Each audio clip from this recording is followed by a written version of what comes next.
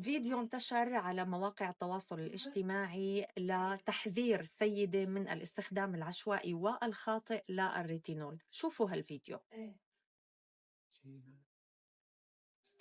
طبعا هي السيدة اعتمدت الريتينول بروتينها اليومي للعناية بالبشرة، ولكن للأسف ما أخذت الاحتياطات اللي لازم تاخدها، مثل إنها تحط واقي شمسي قبل ما تطلع بالنهار برا البيت. في نقطة كتير مهمة، الريتينول ما بينحط إلا فقط بالليل وعلى بشرة نظيفة، ولما تفيقوا الصبح ممنوع تطلعوا فيه خارج البيت، لازم تغسلوا وشكم مزبوط بالمي حتى يروح الريتينول من البشرة. الريتينول كتير مهم لتحسين البشرة ولحتى تخفيف التجاعيد منه، وهو داخل بأكثر منتجات العناية بالبشرة اللي بتحارب حب الشباب واللي بتحارب التجاعيد.